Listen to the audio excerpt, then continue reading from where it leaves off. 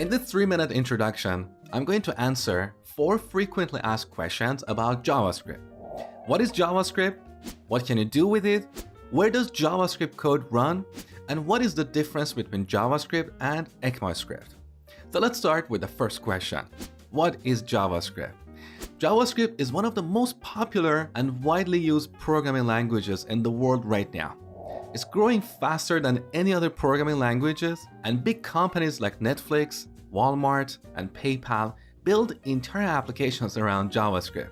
And here's the average salary of a JavaScript developer in the United States. That is $72,000 a year. So it's a great opportunity to get a good job out of learning JavaScript.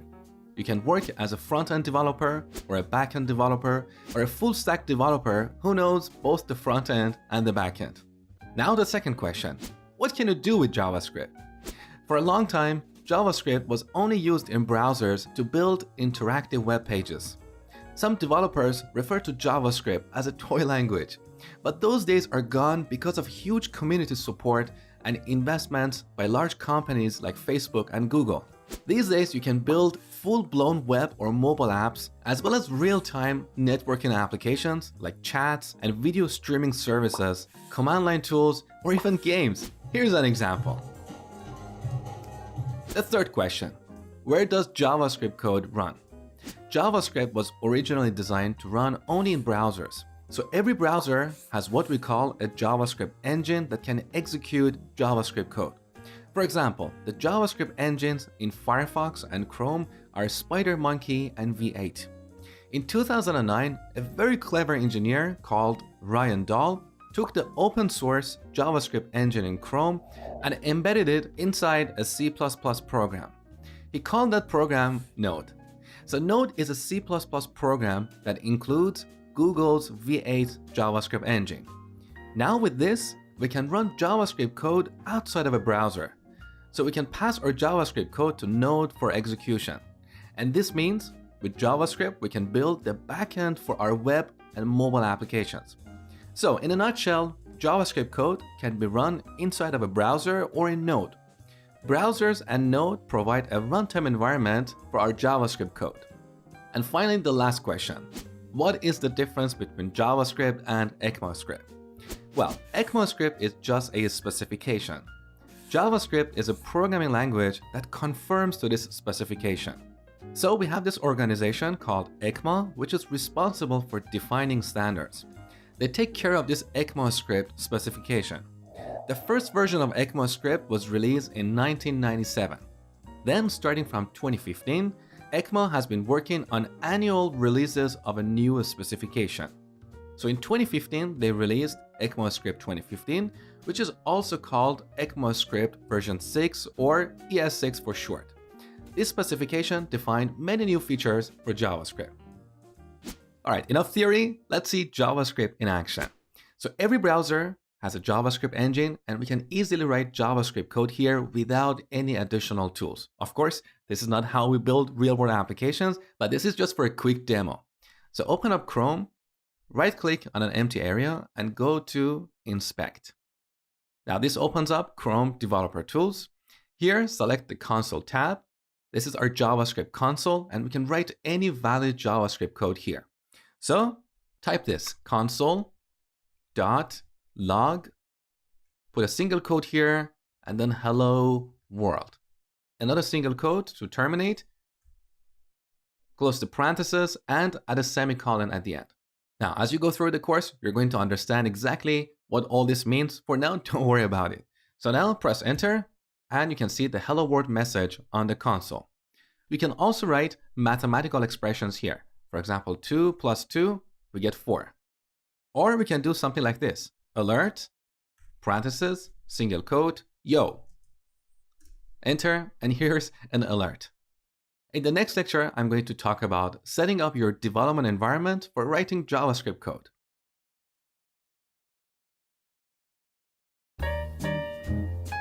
In order to write JavaScript code, you need a code editor. There are various code editors out there, including Visual Studio Code or VS Code, Sublime Text, Atom, and so on. Out of these, my favorite is Visual Studio Code that you can download from code.visualstudio.com. It's a very simple, lightweight, cross-platform, and powerful editor. So if you don't have Visual Studio Code on your machine, go ahead and download it. The other thing I want you to install is Node.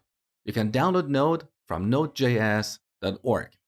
Now, technically, you don't necessarily need Node to execute JavaScript, because as I explained before, you can execute JavaScript code inside of a browser or in Node. But it's good to have Node on your machine because we use that to install third-party libraries. And also, later in this section, I'm going to show you a preview of Node. So, pause the video now and download Visual Studio Code as well as Node. Once you're done, come back, continue watching. All right, now I want you to create a new folder. Call that JS-Basics. The name doesn't really matter. We just want to have a folder for writing all the code in this course. Now, drag and drop this folder into Visual Studio Code. Okay, we've got this folder open. Let's add a new file here, index.html. Now, you don't really need to know HTML in order to take this course, but if you want to be a front-end developer, you should know your HTML well. Now, in this file, I want you to type an exclamation mark and then press tab. This generates some basic HTML boilerplate. We don't really care about any of this code here. We're going to use this as a host for our JavaScript code. You're going to see that in the next lecture. So, save the changes. Now, open the extensions tab here. Here in this box, search for live server.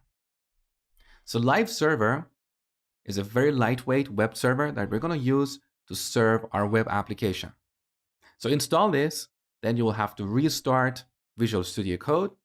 When you're done, go to the Explorer tab, right-click index.html, and select Open with Live Server. This will open up Chrome or your default browser and point it to this address. That's where our web application is served from. Now, currently we have an empty page. Now, to make sure that everything is working properly, let's go back to Visual Studio Code. Here in the body section, let's add an H1, press tab, and type hello world. Now, save the changes.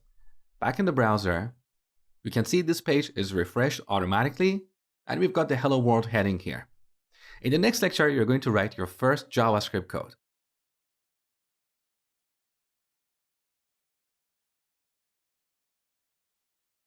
All right, now we're ready to write our first JavaScript code. In order to write JavaScript code here, we need a script element. There are two places where we can add a script element. We can add that here in the head section or in the body section. The best practice is to put the script element at the end of the body section after all the existing elements. So here after H1, I'm going to type script and press tab. This is our script element. Now, why did I say that as a best practice, you should put the script element here? Well, there are two reasons for that. One reason is that the browser parses this file from top to bottom. So if you put the script element here in the head section, you might have a lot of JavaScript code there. So your browser may get busy parsing and executing that JavaScript code, and it won't be able to render the content of the page. So this will create a bad user experience. Your user looks at your web page, it's white or blank, while your browser is busy parsing and executing your JavaScript code. So that's reason one.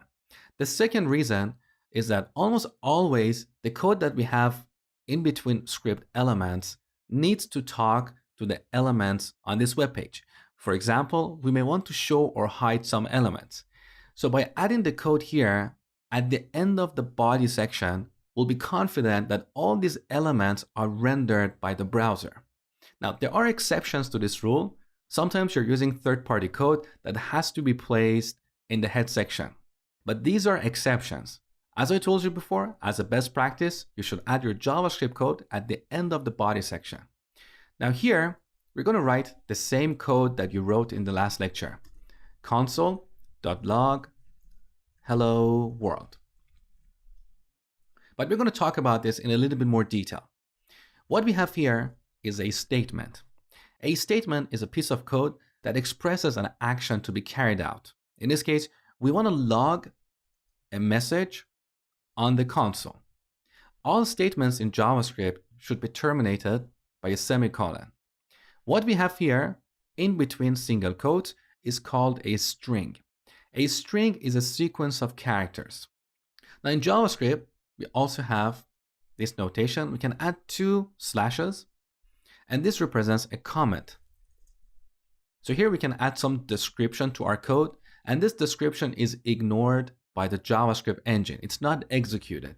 It's purely for documenting the code when you want to explain to other developers why you have written this code this way.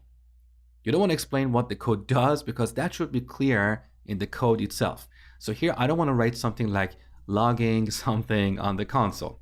That's so obvious in the code, right? Instead, we want to explain whys and hows. So for this demo, I'm just going to add a simple comment. This is my first JavaScript code. Now save the changes. Back in the browser, we need to bring the console back up. So right click somewhere and go to inspect, or alternatively, you can use a shortcut that is Alt, Command and I on Mac, or Alt, Control I on Windows. That brings up the console tab. If the console tab is not immediately visible, make sure to select it here. And here you can see the hello world message.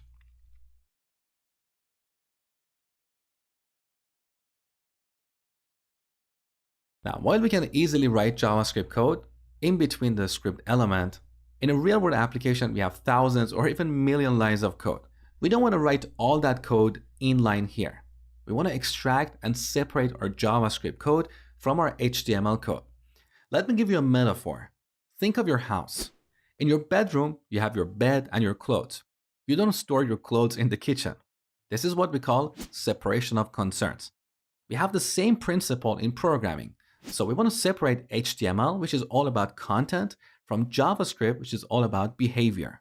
How should your web page behave? What should happen when we hover our mouse over a given element? Maybe something should pop up, maybe something should be hidden. So we use JavaScript to implement behavior. So open up the Explorer window, add a new file, call it index.js. Now back in index.html, cut all this JavaScript code here and then paste it in index.js.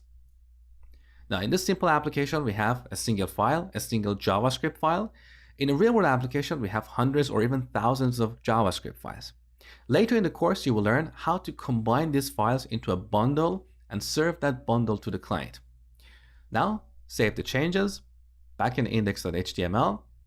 Now that all our JavaScript code is in a separate file, we need to reference that file here. So let's add an attribute here, src, which is short for source, and set it to index.js. So this tells the browser that our JavaScript code is now in index.js. Save the changes, back in the browser. You can still see the hello world message, and that confirms that our code is still working. In the next lecture, we're going to execute this code in Node.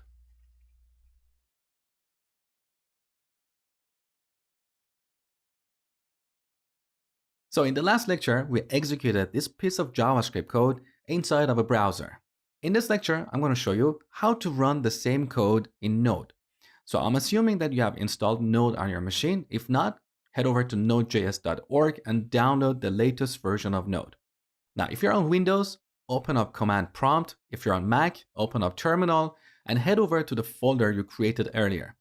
Now in this folder, we run Node and pass the name of our JavaScript file, that is index.js. We get the same message on the console. So you can see Node is a program that includes Google's V8 JavaScript engine. We can give it a piece of JavaScript code and it will execute that code for us, just like how we can execute some JavaScript code in a browser. So Node is a runtime environment for executing JavaScript code. Now let me show you a tip. Here in VS Code, we have an integrated terminal. So you don't have to explicitly open up a separate terminal window. So here on the top, under the View menu, look, we have Integrated Terminal.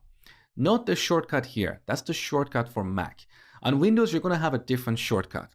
So select this, and here's our integrated terminal pointing to the same folder where we created our files. So you don't have to explicitly navigate to this folder. And here we can run node index.js as well. Now in this course, we're not going to work with Node anymore because Node is a completely separate topic. In fact, I have a comprehensive course about Node with 14 hours of content. So once you finish this course, if you want to learn Node, you can always look at my Node course. Well, hello, it's Mosh here. Thank you for watching my JavaScript tutorial. I just wanted to quickly let you know that this tutorial is part of my complete JavaScript course where you can learn about all the essential concepts in JavaScript.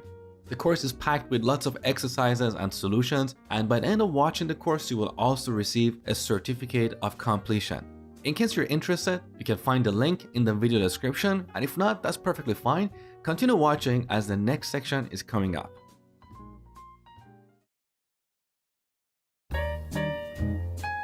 Let's start this section by a discussion of variables, which are one of the most fundamental concepts in JavaScript and any other programming languages. In programming, we use a variable to store data temporarily in a computer's memory. So we store our data somewhere and give that memory location a name. And with this name, we can read the data at the given location in the future. Here's a metaphor. Think of the boxes you use to organize your stuff. You put your stuff in various boxes and put a label on each box. With this, you can easily find your stuff, right? A variable is like a box. What we put inside the box is the value that we assign to a variable, that's the data, and the label that we put on the box is the name of our variable.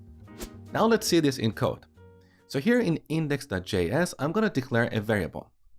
Now previously in the old days, before ES6, we use the var keyword to declare a variable. But there are issues with var, as you will find out later in the course. So going forward from ES6, the best practice is to use the let keyword to declare a variable. Now we need to give this variable a name or an identifier, and this is like the label we put on a box. So I'm going to call this name, and finally we need to terminate this declaration with a semicolon.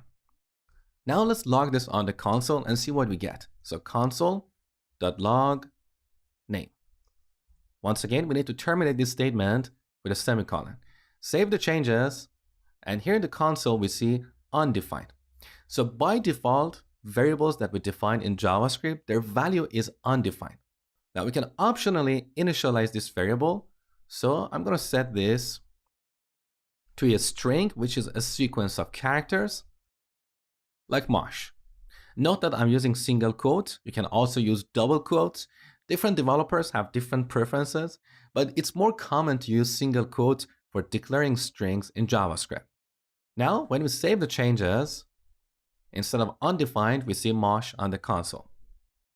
So here in this example, we have declared a variable called name, and we have set that to this value, to this string. Now, we have a few rules for naming these variables. Here are the rules. First is that they cannot be a reserved keyword. So in JavaScript, we have reserved keywords. Let is one of them. We also have if, else, var, and so on. Now, you don't have to memorize this list. If you try to use one of these names, you're going to get an error. For example, if I change this to if, note this red underline. This is indicating that this is not a valid identifier, okay? So revert it back. Now, the second rule is that they should be meaningful.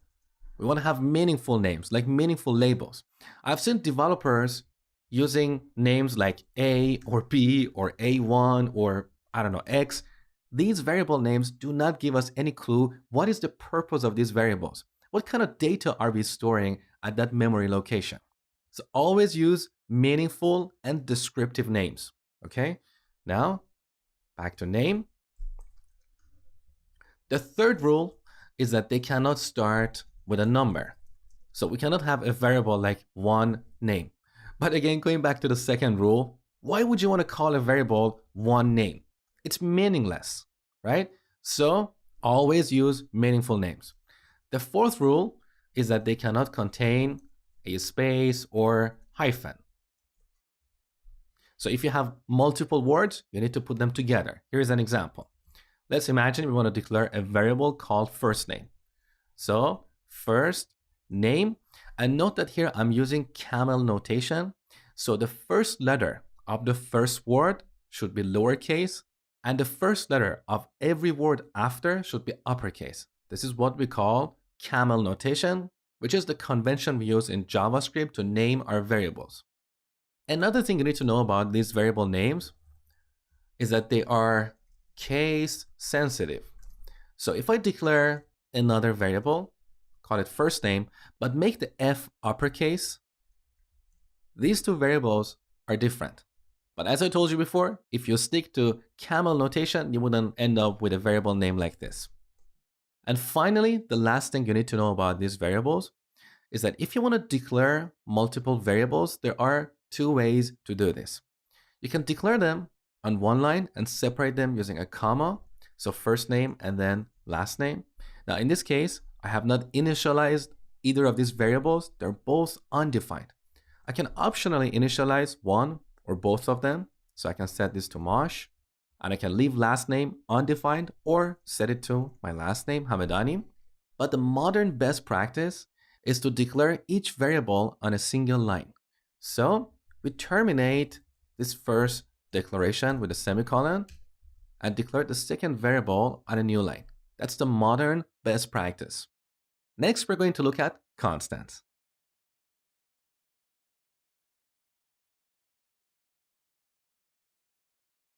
All right, now let's declare a variable called interest rate. So let interest rate, and we set this to 0.3. Now this is the initial value. We can always change that later. So we can set interest rate to, let's say, 1. Now if we log this on the console, of course we're going to see the new value, right?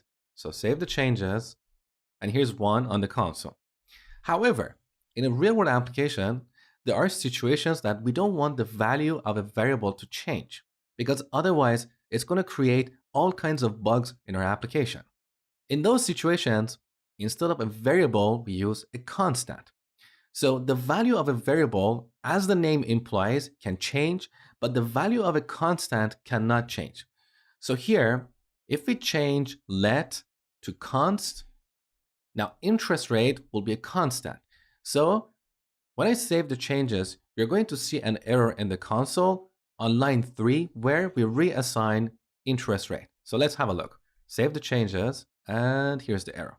Uncaught type error, assignment to constant variable. You can see this error happen in index.js, line 3.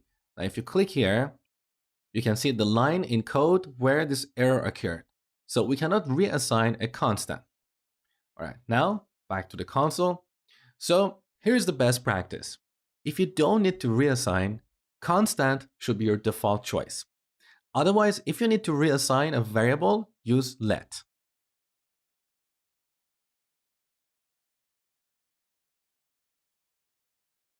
So you have learned how to declare and initialize a variable.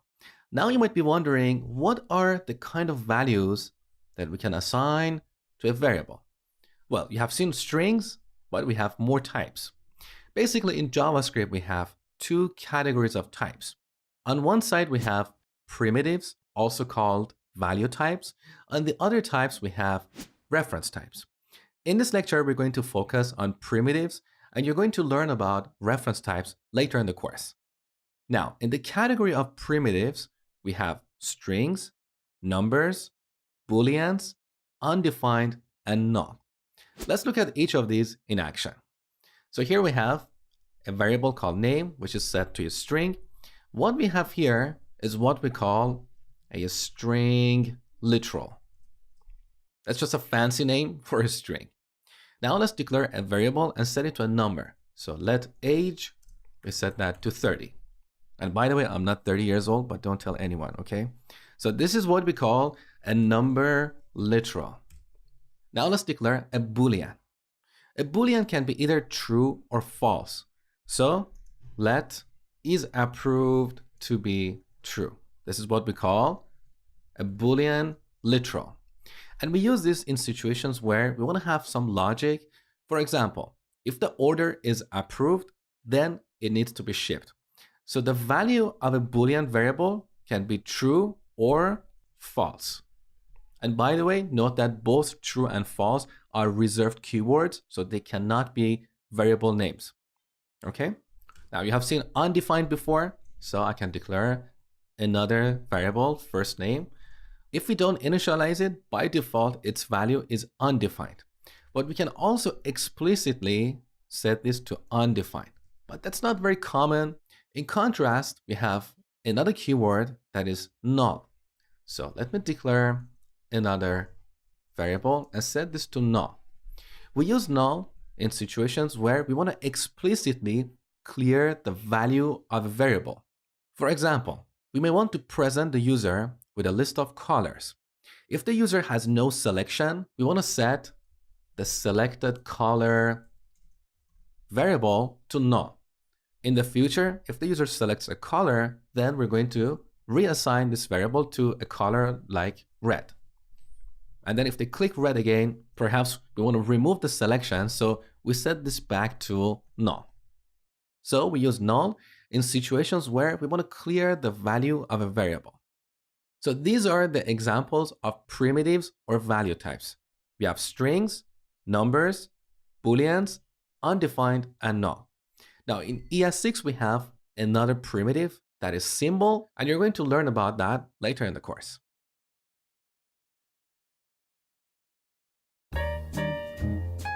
One thing that separates JavaScript from a lot of programming languages is that JavaScript is a dynamic language. What do I mean by dynamic? Well, we have two types of programming languages: static languages or dynamic languages. In static languages, when we declare a variable, the type of that variable is set and it cannot be changed in the future. In a dynamic language like JavaScript, the type of a variable can change at runtime. Let's see this in code. So back in the example from the last lecture, we have declared this name variable and we have set that to a string.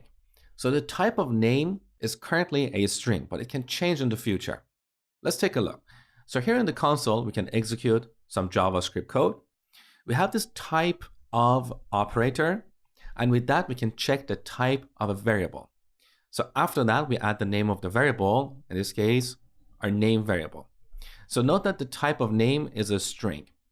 Now, if we reassign name to a different value, like a number, and check its type, look, the type is now changed to a number. This is what we call a dynamic language. So unlike static languages, the type of these variables will be determined at runtime based on the values that we assign to them. Now let's take a look at a few more examples of the type of operator. And by the way, note that type of is another reserved keyword, so you cannot have a variable called type of. So we can clear the console by pressing Ctrl and L. So now let's take a look at type of age. It's a number. Now if we change age to a floating point number, and I know it doesn't make sense, but let's just stick to this for this example, 30.1. And then look at type of age, it's still a number. So in JavaScript, unlike other programming languages, we don't have two kinds of numbers. We don't have floating point numbers and integers. All numbers are of type number. Now let's look at the type of is approved. It's a Boolean, as I told you before. What about the first name? Let's have a look. Type of first name. It's undefined. And that's funny because the value of this variable is undefined, but its type is also undefined. What does this mean? Well, earlier I told you that we have two categories of types. We have primitives or value types and reference types. In the primitive types category, we have strings, numbers, booleans, undefined, and null. So undefined is actually a type, but is also a value. In this example, because we have set first name to undefined as a value, its type is also undefined. Okay? Now, what about selected color? Let's have a look. So type of selected color. The type of this variable is an object. What is an object? That's the topic for the next lecture.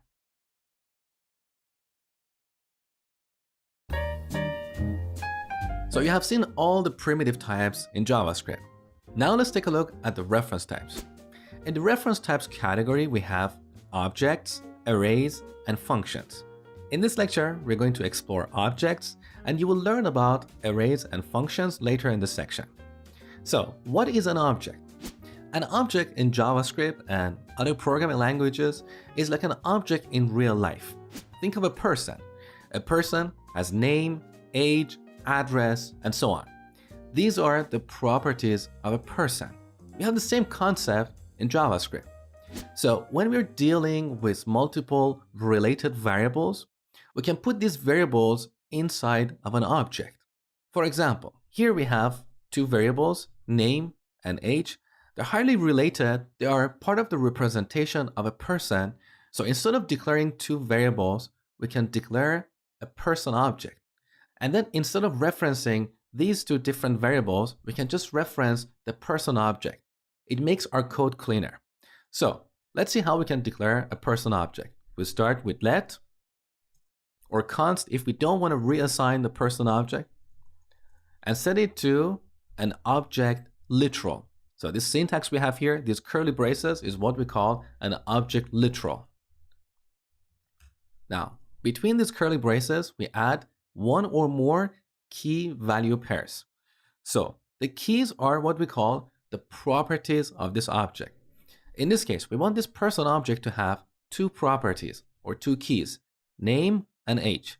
So we add name here, that's the key. Then we add a colon, and after that we set the value. So mosh. Now we add a comma and add another key value pair, age 30. So now we have a person object with two properties or two key value pairs, name and age. And with that, we don't need these two variables. Now let's log person on the console. So console.log person. Save the changes. So here's our person object. Again, note the object literal syntax. So we have curly braces, and in between them we have one or more key value pairs. And these are the properties of the person object. Now, there are two ways to work with these properties. Let's say we want to change the name of this person. So we need to access the name property. There are two ways. The first way is what we call the dot notation. So we add the name of our object, in this case person, dot. Now you can see its properties. We have age and name.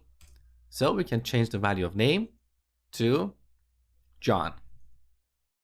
Now we can use the dot notation to also read the value of a property. So here on line 10, instead of logging the person object, we can log its name property. Now save the changes, and in the console we get John. The other way to access a property is using bracket notation. So bracket notation.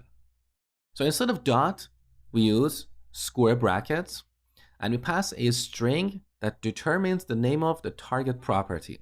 So single or double quotes, but single quotes are more common.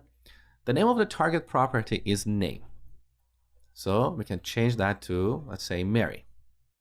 Again, when reading that, we can use the dot notation or the bracket notation.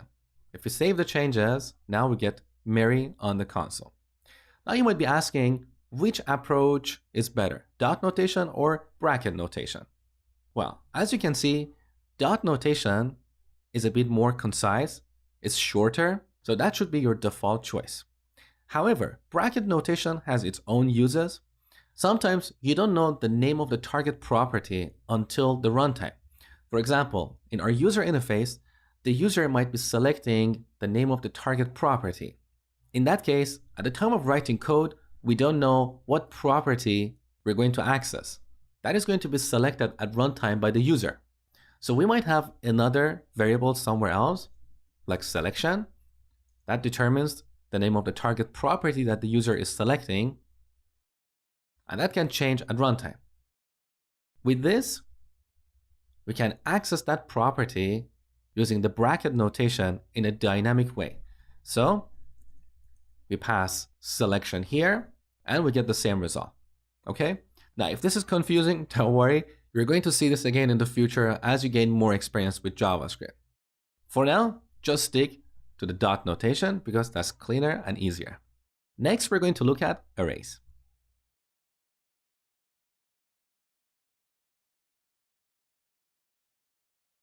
Sometimes in your applications, you might be dealing with a list of objects.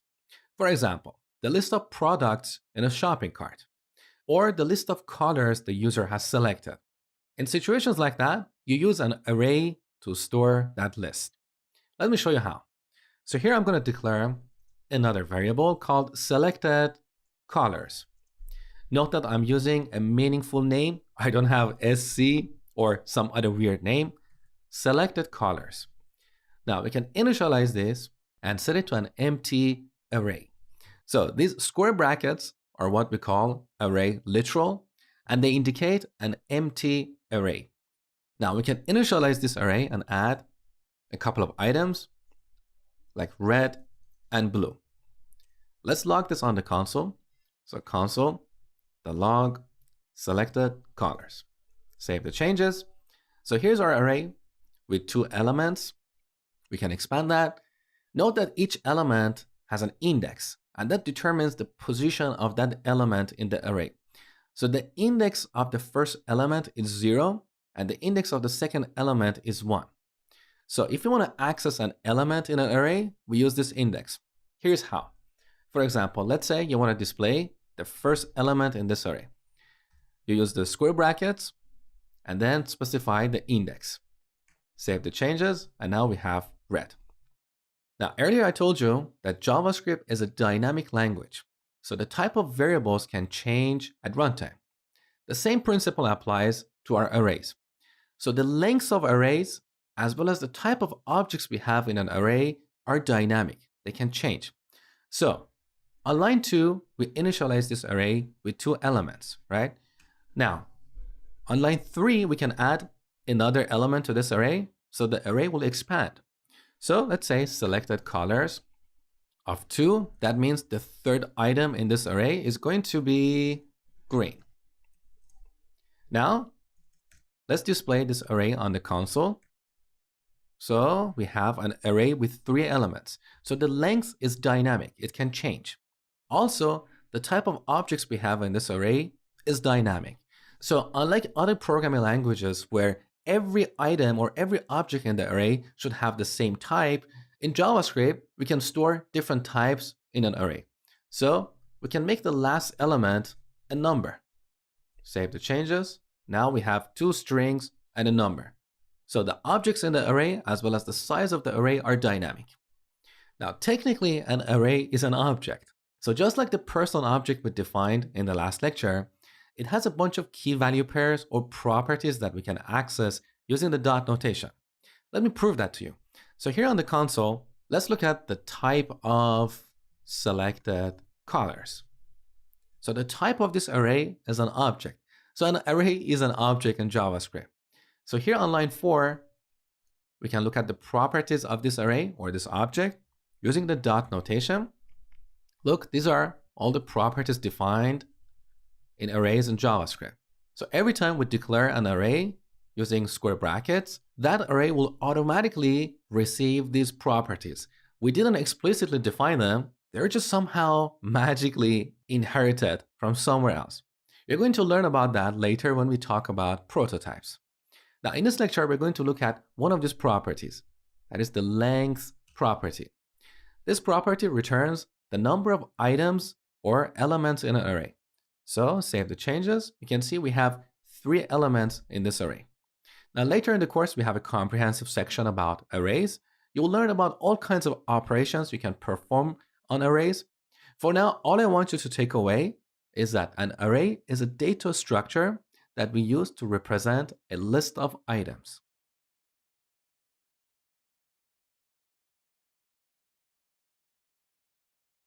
In the category of reference types, you have learned about objects and arrays. Now let's take a look at functions.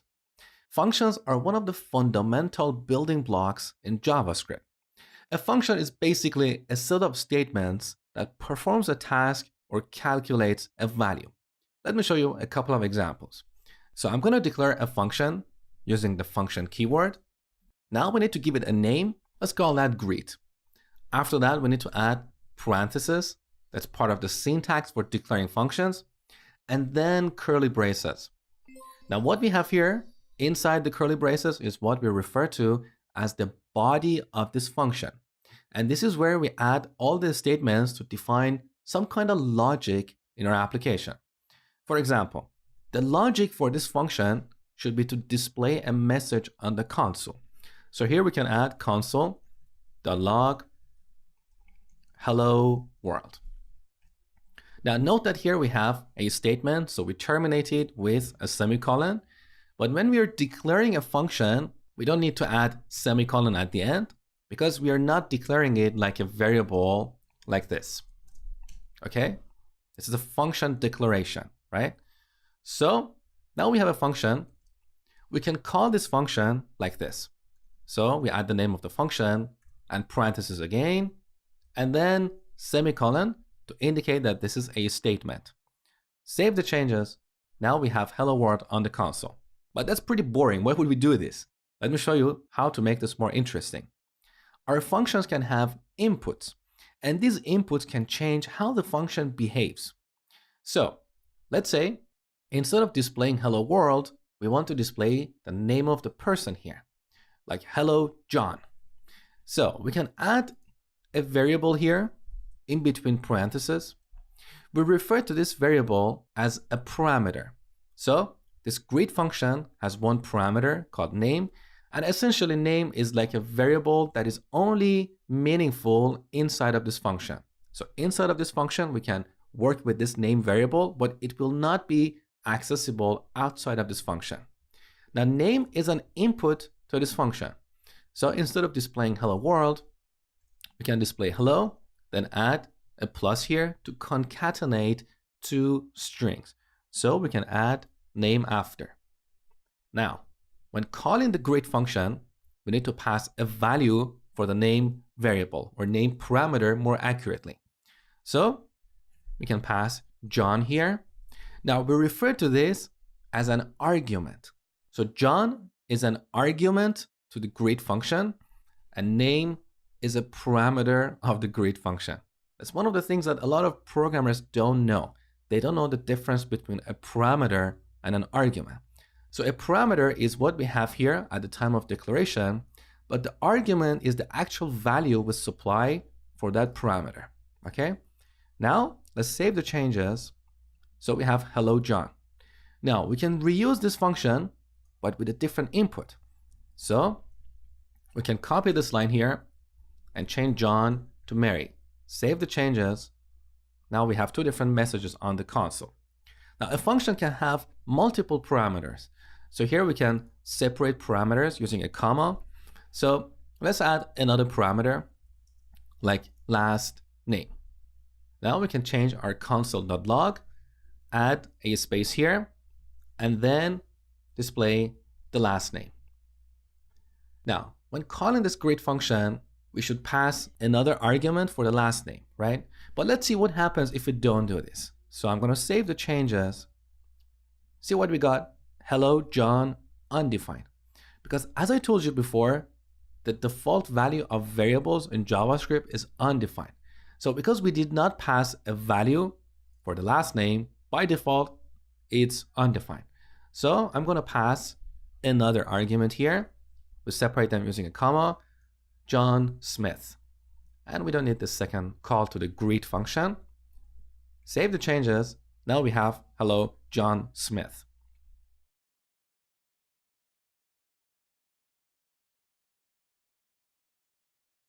Now there is a cleaner way to write this code on line 3. All these concatenations are kind of ugly. They're getting in the way. Later in the course, I'll show you how to use template literals to clean up this code. For now, don't worry about it. Let's look at another example of a function. So this function we have here is performing a task. So performing a task. Its task is to display something on the console. But sometimes our functions might calculate something. So Here is an example of a function that calculates a value. So again, function. Let's call this function square. This function should take a parameter. Let's call that number. Now we need to calculate the square of that number. That is number times number. Just basic math, right? Now we need to return this value to whoever is calling this function. For that, we use the return keyword. That's another reserved keyword, so you cannot have a variable called return, okay? Now, instead of calling the greet function, let's call the square function. So square, we pass 2. Now this returns a value, so we can use that value to initialize a variable. For example, we can declare another variable called number and set it to a square of 2. And then we can display that on the console. Save the changes, so we get 4. Now, in this particular example, we don't necessarily have to declare a separate variable if all we want to do is to display the square of 2 on the console. We can exclude this variable declaration and simply pass square of 2 to console.log. So when the JavaScript engine executes this code, first it's going to call this function, it will get a value and then pass that value to console.log. Let's save the changes and look, we still get 4. Now I have a question for you. How many function calls do you think we have in this code? We have 2 function calls. Square of 2 is one function call. Let me delete this temporarily. But console.log is also another function call, right? Because here we have parentheses. So we're calling the log function, which is defined somewhere, and passing an argument. We can pass a simple string like hello, or we can pass an expression. That expression can be a call to another function like square of 2. Okay? So this is the basics of functions. Again, later in the course, we have a comprehensive section about functions. For now, all I want you to take away is that a function is a set of statements that either performs a task or calculates and returns a value. A real-world application is essentially a collection of hundreds or thousands of functions working together to provide the functionality of that application. Hi there, it's me Mosh again. You seem to be very enthusiastic about learning JavaScript, so I want to congratulate you for your determination for learning. If you want to learn more from me, I highly encourage you to enroll in my JavaScript course. You can watch this course online or offline as many times as you want at your own pace. The course comes with plenty of exercises and solutions, and you will also receive a certificate of completion by the end of watching the course. In case you're interested, the link is in the video description. Have a great day, and I hope to see you in the course.